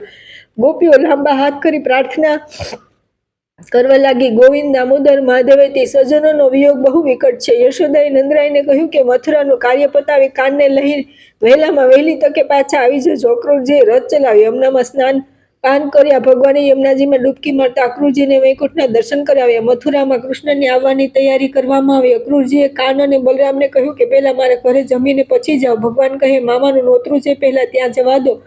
ભગવાનનું મથુરામાં ઠેક ઠેકાણે જાત જાતનું સ્વાગત કરવામાં આવ્યું. ભગવાન અનેક પરાક્રમોની લોકોએ વાતો સાંભળી હતી, તેથી ભગવાનને જોવા માનવ મહેરામણ ઉમટ્યો હતો. મથુરામાં રથ પ્રવેશ્યો. ભગવાનના પગમાં ચાકડી હતી. ભગવાન રથમાંથી ઉતરી ગયા. ગોવાળીઓ સાથે આગળ ચાલવા માંડ્યા. રાજમાર્ગ પર આવ્યા એટલે એક નાગરિકે પૂછ્યું, ભાઈ, રાજમહેલ ક્યાં માર્ગે છે? રામ અવતારનો ધોબી આ જન્મમાં કંસના કપડાં લઈને જતો હતો. તેને પૂછ્યું પણ કઈ જવાબ ન મળ્યો. ભગવાને ધોબી પાસે કપડાં માંગ્યા. ધોબીએ કપડાં તો ન આપ્યો, પણ જેમ તેમ બોલવા લાગ્યો. ભગવાને તેને એક તમાચો મારી તેના કપડાં પહેરી લીધા. બલરામે પણ પહેર્યા. થોડા ગોવાળીઓ પણ આપ્યા. ગોવાળીઓને અને બલરામ કૃષ્ણને કપડાં બંધ બેસતા ન થયા. આગળ એક દરજી મળ્યો. તેણે પ્રેમપૂર્વક બધાના કપડાં બંધ બેસતા કરી આપ્યા. બધાએ પહેરી લીધા. ભગવાને દરજીને આશીર્વાદ આપ્યા. ભગવાન કહે આપણે શહેરમાં આવ્યા છીએ તો સરસ શણગાર કરી મહેલમાં જઈએ. રસ્તામાં સામે માળી મળ્યો. ભગવાને માળીને પૂછ્યું કે માળા છે? માળીએ હા પાડી. બધાને માળીએ એક એક માળા આપી. બધાએ માળા પહેરી લીધી. ગોવાળીઓ કહે કનૈયા, કપાળમાં તિલક નહીં હોય તો મામો કહેશે કે આ બધા યજ્ઞમાં આવ્યા છે કે ખરખરો કરવા? સામેથી એક સ્ત્રી આવતી હતી, જેનું અંગ 8 જગ્યાએથી વાંકું હતું. તે હાથમાં ચાંદીના વાટકામાં ચંદન વિલેપન લઈને આવી હતી. ભગવાને રામ, મને તિલક કરવા દો. ભગવાને પૂછ્યું કે કોણ છે તું? સ્ત્રીએ કહ્યું કે હું રામ અવતારની મંથરા છું. મને મારીને લોકોએ મારું શરીર વાંકું કરી નાખેલું. આ જન્મમાં મારું નામ કુબ્જા છે. અમારા રાજા કંસને ભયંકર રોગ થયો છે. તેને લેપ કરવા ચંદન ઘસીને લઈ જાઉં છું. ભગવાન કહે કે તારા રાજાને કયો રોગ થયો છે? કુબ્જાએ કહ્યું ચિંતાનો રોગ. રાજાના આ રોગ માટે ચંદન ઘસું છું. કુબ્જાથી બોલાઈ ગયું કે આ ચંદન રાજા માટે છે. કાનુડો કહે કે અમને રાજાની વસ્તુ ન ખપે. કુબ્જા કહે કે મને ખબર મળેલા કે મારા રામ આવવાના છે, તેથી મને રોજ 8 આના મજૂરી લેખે મળે છે, તે ભેગા કરું છું. 6 દિવસથી મેં ખાધું નથી. તે પૈસા બચાવી તમારા માટે ચંદન લાવી છું. પરમ કૃપાળુ પરમાત્માએ કુબ્જા પાસે તિલક કરાવ્યું. ભગવાને કુબ્જાના બરડામાં પગ માર્યો કે અષ્ટાવક્ર કુબ્જા 16 વર્ષની સુંદરી થઈ ગઈ. કુબ્જાએ ભગવાનને આમંત્રણ આપ્યું કે મારા ઘરે સામગ્રી આરોગવા પધારજો. ભગવાને કહ્યું કે જરૂર આવીશ. પહેલું આમંત્રણ અક્રૂરજીનું ને બીજું તારું. મથુરાના વેપારીને ખબર પડી કે ભગવાન આવ્યા, તેથી અમારે ત્યાં પધારો, અમારે ત્યાં પધારો એમ આવકાર આપવા લાગ્યા. સૌએ ભગવાનની પૂજા કરી. ભગવાન એક વેપારીની દુકાનમાં પ્રવેશ્યા એટલે વેપારીને ત્યાં ગ્રાહક આવવા માંડ્યા. ઠાકોરજીના પગલાથી ગ્રાહક આવતા જોઈ ભગવાનને વધુ રોકાવા વેપારી આગ્રહ કરવા લાગ્યો. ભગવાનને કહે કે તમે જે જોઈશે તે માલ પડતર કિંમતે આપીશું, વધુ ભાવ નહીં લઈએ, પણ આપ અમારી દુકાનમાં પધારો. ભગવાને જોયું કે આજે આખું મથુરા શણગાર્યું છે. રસ્તામાં કંસના સિપાહીએ ભગવાનને રોક્યા. ભગવાન કહે મામા કંસ અમને આમંત્રણ મોકલી અહીં બોલાવ્યા છે. સિપાહીઓ કહે ઠીક છે, આ રહ્યો રાજા કંસનો મહેલનો રસ્તો, પણ આ રસ્તા વચ્ચે પહેલું ધનુષ તોડીને તારે જવાનું છે. વસુદેવ દેવકી કારાવાસના છાપરા પર ચડી કાનને જોવા બેઠા છે. ભગવાન સિપાહીને કહે કે આ ધનુષ તમે કેટલા માણસ ઉપાડો? એક મકાન પર કનૈયાની નજર ગઈ. તેના પર લખ્યું હતું મથુરા કારાવાસ. વાંચતા ઠાકોરજીને ખૂબ દુઃખ થયું. નંદરાએ કનૈયાને ભૂખ લાગી હશે એમ માની સામગ્રી આપી, પણ માતા પિતાની યાદ આવતા કંઈ ન ખાધું. નંદરાય કાનને પૂછે છે કેમ ખાતો નથી? ગાયો ગોપીઓ યશોદા યાદ આવ્યા. કનૈયો કહે જન્મના પહેલા દિવસે છોડ્યા પછી આજે મારા મા બાપને આવી દશા જોઈ મને ખૂબ દુઃખ થયું. જેમના દર્શન ખાતર મેં પ્રતિજ્ઞા લીધી છે તે યાદ આવી ગયા. ઠાકોરજીએ 500 માણસ જેને ઉપાડવા જોઈએ તે ધનુષ ઘડીના છઠ્ઠા ભાગમાં શેરડીનો સાથો તોડે તેમ તોડી નાખ્યો. આખી મથુરા નગરીમાં હાહાકાર મચી ગયો. આગળ ચાલતા રસ્તામાં હાથી મળ્યો. મહાવતે હાથીને દારૂ પીવડાવેલો. જેવો કૃષ્ણ આવે એટલે મારી નાખો એમ મહાવતે હાથીને શીખવાડેલું. જેવો હાથી ભગવાનની સામે આવ્યો કે તરત જ ભગવાને હાથીની સૂંઢ ડાબા હાથમાં લઈ જમણા હાથે મુઠ્ઠીનો પ્રહાર કર્યો. હાથીના દાંત બહાર નીકળી ગયા. 18 ફૂટ ઊંચે લોહીના ફુવારા ઉઠ્યા.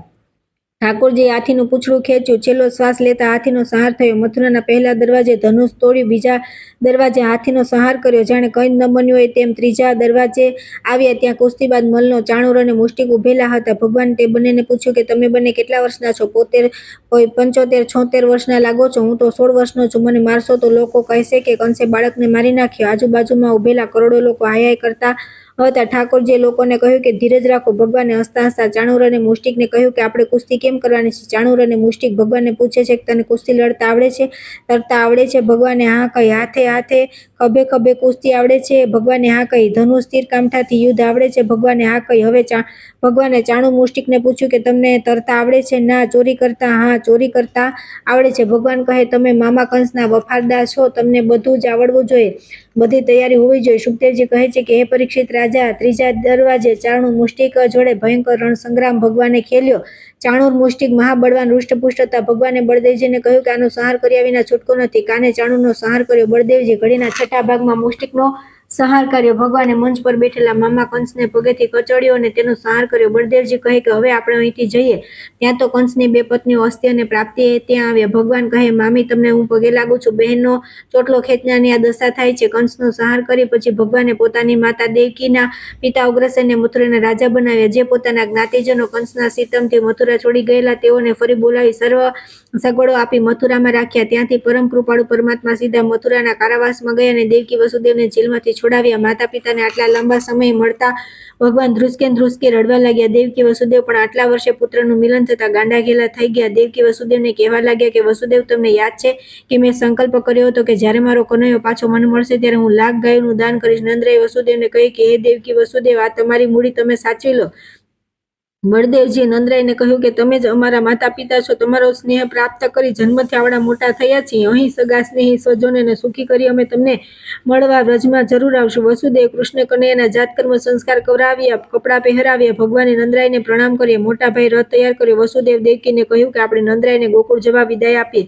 નંદરાય કૃષ્ણ અને બલરામને પ્રણામ કર્યા. નંદરાયને રથમાં બેસાડ્યા. નંદરાયને આઘાત લાગ્યો. કાનને લીધા વગર જાઉં છું. યશોદાને શું જવાબ આપીશ? જ્યારથી કનૈયાએ ગોકુળ છોડ્યું ત્યારથી લોકોએ ગાયે ખાવાનું છોડ્યું હતું. કનૈયો હમણાં આવશે એમ રાહ જોતા હતા. નંદરાય વસુદેવને કહે કે મારા કૃષ્ણને ક્યારે ગોકુળ મોકલશો? એકલો ન આવે તો તમે સાથે લઈને આવજો. નંદરાય ગોકુળ જવા રવાના થયા. જેવો રથ આવ્યો કે ગોકુળ ગાજવા લાગ્યું. લોકોએ ભગવાનને રથમાં ન જોયા કે તરત યશોદાએ નંદરાયને પૂછ્યું કે મારો કાન ક્યાં છે? નંદરાયે જવાબ આપ્યો કે જેનો હતો તેને આપી દીધો. નંદ યશોદા ભગવાનના વિરહમાં ઝૂરવા લાગ્યા. વસુદેવ, બળદેવ અને કૃષ્ણને ઉજ્જૈનીમાં સાંદીપની નામના ગુરુને ત્યાં વિદ્યાભ્યાસ માટે મૂક્યા. ગુરુની સેવા કરતા બંને ભાઈઓ વિદ્યાભ્યાસ કરવા લાગ્યા. એક દિવસ ચોમાસાની ઋતુમાં ગુરુપત્નીએ કૃષ્ણ અને સુદામા નામના બીજા એક વિદ્યાર્થીને જંગલમાં લાકડા કાપવા મોકલ્યા. રસ્તામાં ખાવા પોટલીમાં ગુરુપત્નીએ પૌવા બાંધી આપે. લાકડા કાપીને આવતા હતા ત્યાં મુશળધાર વરસાદ પડવા લાગ્યો.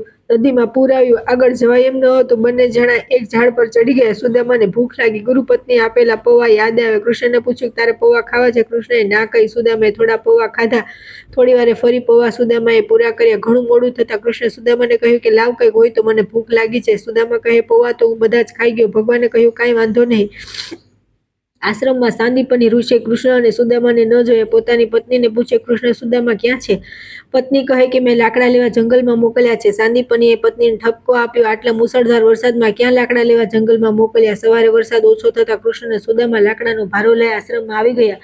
બળદેવ અને કૃષ્ણનો વિદ્યાભ્યાસ હવે પૂરો થયો. તેઓની શક્તિ જો ગુરુજી જાણી ગયા કે આ તો સાક્ષાત વિશ્વંભર છે. ભગવાને કહ્યું કે અમે વિદાય લઈએ છીએ. અમારે આપને ગુરુ દક્ષિણા આપવી છે. કહો શું આપીએ? સાંદીપની ઋષિએ કહ્યું કે પ્રાપ્ત કરેલી વિદ્યાનો પ્રચાર કરજે. બસ. ગુરુપત્નીએ કહ્યું કે હે કૃષ્ણ, પ્રભાસ પાટણ દરિયો અમારા દીકરાને ગળી ગયો છે, તે પાછો લાવી આપો. તરત જ બંને ભાઈઓ પ્રભાસ પાટણ આવ્યા. દરિયાને કહ્યું કે ગુરુપુત્રને તું ગળી ગયો છે તે પાછો આપ. દરિયો કહે કે હું ગળી ગયો નથી. અહીં પંચજન નામનો રાક્ષસ રહે છે, તે હરણ કરી ગયો છે. ભગવાને રાક્ષસને મારી નાખ્યો. તેના પેટમાંથી પણ ગુરુપુત્ર ન નીકળ્યો. ત્યાંથી યમરાજ પાસે આવ્યાને વિનંતી કરી કે તમે તમારા કર્મને આધીન થઈ અમારા ગુરુપુત્રને અહીં લાવ્યો છો, તેને મારા કહેવાથી પાછો આપી દો. યમરાજ કહે બહુ સારું. યમરાજે ગુરુપુત્રને પાછો આપી દીધો. ભગવાને પોતાના ગુરુને તેમનો પુત્ર પાછો મેળવી આપ્યો. ગુરુએ કહ્યું કે તમે મને સારી પેઠે દક્ષિણા આપી છે, હવે તમારે ઘરે જાઓ, તમારી કીર્તિ ચારે બાજુ ફેલાવો. ગુરુએ રજા આપી એટલે બળદેવ અને કૃષ્ણ રથમાં બેસી પોતાના નગરમાં આવ્યા. ઘણા સમયથી જોયેલા નહીં તેથી નગરજનો ભગવાનના દર્શન કરી આનંદ પામ્યા.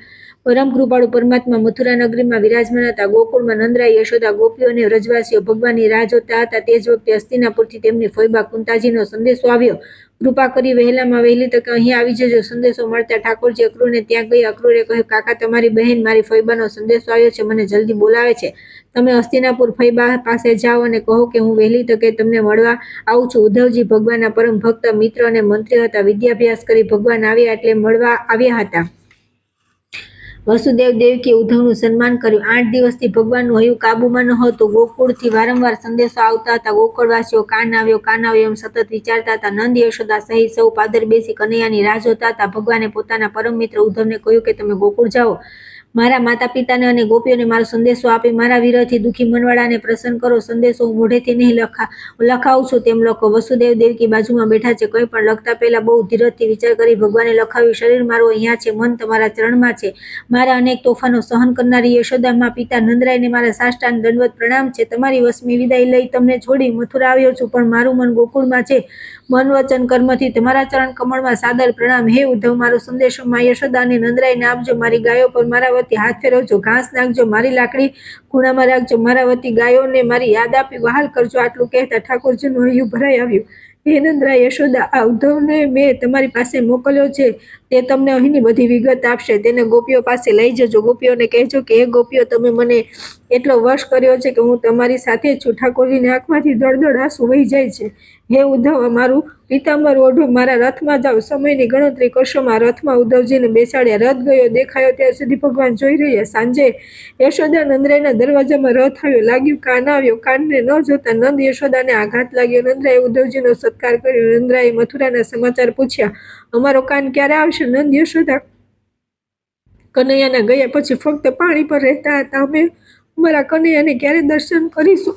ઉદ્ધવજી કાનોડાના પરાક્રમો, તોફાનો, વાતચીતમાં સંભાળીએ છીએ ત્યારે અમને બીજું કંઈ કરવું ગમતું નથી. અમારા હાથમાં લીધેલા કામો અટકી જાય છે. ગર્ગાચાર્યના વચન પ્રમાણે હું માનું છું કે કૃષ્ણ અને બલરામ દેવોનું મોટું કાર્ય કરવા પૃથ્વી પર આવેલા છે. જેણે 10,000 હાથીના બળવાળા કંસને માર્યો, અતિ ભારું ધનુષ તોડ્યું, હાથીને માર્યો, જેણે 7 દિવસ ગોવર્ધન પર્વતને ટટલી આંગળી પર ધર્યો, અનેક રાક્ષસોને મારી. આવા પરાક્રમો જગતની અંતા ભગવાન જ કરી શકે. આમ કૃષ્ણના પરાક્રમો યાદ કરી યશોદાની આંખમાંથી ચોધાર આંસુ વહેવા માંડ્યા.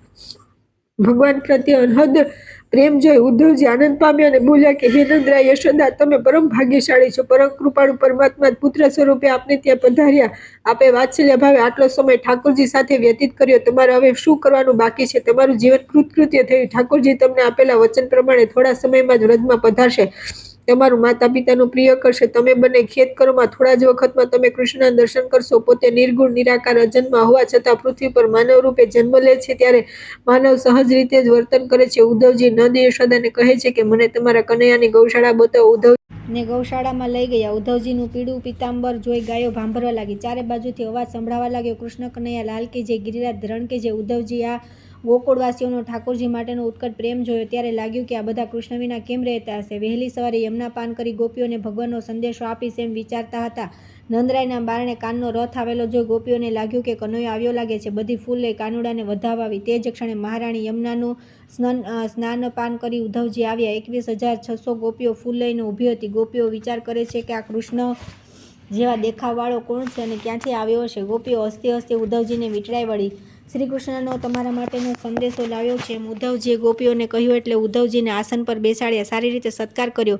ગોપીઓ ઉદ્ધવજીને પૂછવા લાગી કે શ્રી કૃષ્ણે માતા પિતાને યાદ કરી સંદેશો આપવા તમને અહીં વ્રજમાં મોકલ્યા, પણ માતા પિતા સિવાય અહીં વ્રજમાં કોઈ તેને યાદ આવતું હોય એમ લાગતું નથી. પુરુષોએ સ્ત્રીઓએ સાથે કરેલી મિત્રતા મતલબ પૂરતી હોય છે. શ્રી કૃષ્ણના બાળપણ અને કિશોરાવસ્થાના પરાક્રમો યાદ કરતી રડવા લાગી. એટલામાં એક ભમરો નીકળ્યો. ગોપીઓ ભગવાનને સંભળાવતી હોય એમ ભમરાને કહેવા લાગી. ત્યાર પછી આવે છે ભ્રમર ગીત. હે ભમેલા, ફરતો ફરતો અજાણ્યા દેશમાંથી આવ્યો. દીન દશાનું ભાન નહોતું. અહીંના બગીચામાં ફૂલમાંથી રસ ચૂસવા લાગ્યો.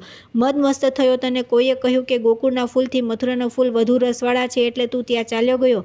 હવે અહીં શા માટે આવ્યો? તું અમને શું કહેવા આવ્યો છે? અહીંથી ચાલ્યો જા. સુખદેવજી કહે છે કે હે રાજા પરીક્ષિત, ઉદ્ધવજી શ્રીકૃષ્ણના દર્શન માટે તડપતી ગોપીઓએ તેઓ માટેનો સંદેશો કહી શાંત પાડતા કહેવા લાગ્યા કે હે ગોપીઓ, તમે ભાગ્યશાળી છો. તમે ફક્ત ઠાકોરજીમાં જ મન પરોવ્યું છે. જેમ પ્રેમ ઠાકોરજીનો તમે મેળવ્યો છે તેથી તમે કૃતકૃત્ય થઈ ગયો છો. મને તમારા કાને કેવડાવ્યું કે હે ગોપીઓ, મારું શરીર ભલે મથુરામાં હોય પણ મારું મન તમારી જ પાસે છે. હું ગમે ત્યાં જઈશ પણ તમારા પ્રેમને નહીં ભૂલું.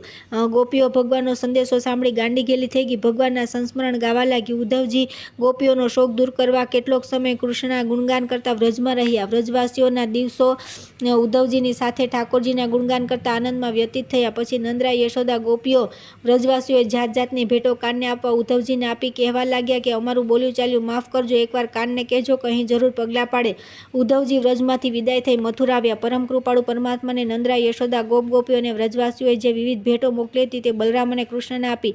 ઠાકોરજી ઉદ્ધવને પૂછ્યું કે ગોપીઓએ મારા માટે શો સંદેશો મોકલ્યો છે. ઠાકોરજી ગોપીઓનો સંદેશો સાંભળવા આતુર હતા. ઉદ્ધવજી હૈયું ભરાયું, બોલી શક્યા નહીં. ભગવાન કહે કે હે ઉદ્ધવ, તું બોલતો કેમ નથી? કંઈક થયું લાગે છે, કેમ બોલતો નથી? ઉદ્ધવજી કહે કે તમે જે ગોપીઓને પ્રેમ આપ્યો છે અને લીધો છે તેમાંનું હું કંઈ આપી કે મેળવી શક્યો નથી. ગોપીઓનો તમારા પ્રત્યેનો ઉત્કટ પ્રેમ જોઈ મારું હૈયું ગદગદિત થઈ જાય છે, બોલી શકતો નથી. નંદ, યશોદા, ગોપગોપીઓની તમારા પ્રત્યેની નિષ્કામ ભક્તિ યાદ કરતાં જ હૈયું ભરાઈ આવે છે. પરમ કૃપાળુ પરમાત્મા મથુરામાં વિરાજમાન છે. તેણે મથુરા આવતા અક્રૂર અને કુબ્જાને તેઓના ઘરે આવવાનું વચન આપેલું. તે વચન પ્રમાણે ઠાકોરજી કુબ્જાના ઘરે ગયા. કુબ્જાની પૂજાનો સ્વીકાર કર્યો. કુબ્જાના ઘરે એક દિવસ રહ્યા.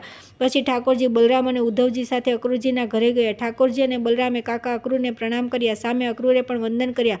ભગવાને અક્રૂરજીએ કહ્યું કે હે પ્રભુ, જે દેવોને પણ દુર્લભ છે તેવા આપના આજે મને પ્રત્યક્ષ દર્શન થયા. કૃપા કરી આપ મારા સંસારના બંધનો કાપી નાખો, જેથી હું સતત આપના સાનિધ્યમાં રહી આપની આરાધનામાં જીવન પૂરું કરું. ઠાકોરજીએ અક્રૂરને કહ્યું કે આપ અમારા વડીલ છો, તમે મારું એક કામ કરો, હસ્તિનાપુર જાવ અને પાંડવ બાળકો અને માતા કુંતીની ખબર લઈ આવો. પછી હું તેમનું કલ્યાણ થાય તે રીતે કાર્ય કરીશ. ઠાકોરજી અક્રૂરને આજ્ઞા કરી પોતાના ઘરે ગયા. અક્રૂરજી ઠાકોરજીની આજ્ઞા લઈ હસ્તિનાપુર આવ્યા. ધૃતરાષ્ટ્ર, કુંતી, ભીષ્મ વગેરેને મળ્યા. બધાને કુશળ સમાચાર પૂછ્યા. પાંડવો સાથે દુર્યોધન કેવો વ્યવહાર કરે છે તે જોવા અક્રૂરજી થોડો સમય હસ્તિનાપુરમાં આવ્યા. પાંડવો સાથે કેવો દુર્વ્યવહાર કરવામાં આવે છે તે વિગતવાર વાત કુંતી અને વિદુરે અક્રૂરજીને કરી. કુંતી પોતાના પિયરિયાઓને યાદ કરી રડતા રડતા ખબર અંતર પૂછવા લાગ્યા. અમારા દુઃખમાં શ્રીકૃષ્ણ સિવાય બીજાઓનો આધાર હું જોતી નથી, તો શ્રીકૃષ્ણ અમારી મદદે આવશે કે નહીં? કૃષ્ણ અમને યાદ કરે છે કે નહીં? તેમ અક્રૂરજીને પૂછવા લાગ્યા. અક્રૂરજીએ તેમને આશ્વાસન આપી શાંત કર્યા. પછી મથુરા જવા તૈયાર થયા એટલે ધૃતરાષ્ટ્રને પણ મળવા ગયા. અક્રૂરજીએ ધૃતરાષ્ટ્રને કહ્યું કે હે રાજા, નીતિ અને ન્યાયથી રાજ્ય ચલાવજો, કોઈને અન્યાય ન થાય તે જોજો, નહીં તો નરકમાં જવું પડશે. અક્રૂરજી પાછા મથુરા આવ્યા અને પાંડવો સાથે ધૃતરાષ્ટ્રનો કેવો વ્યવહાર છે તેના સમાચાર વિગતવાર બલરામ શ્રીકૃષ્ણને આપ્યા.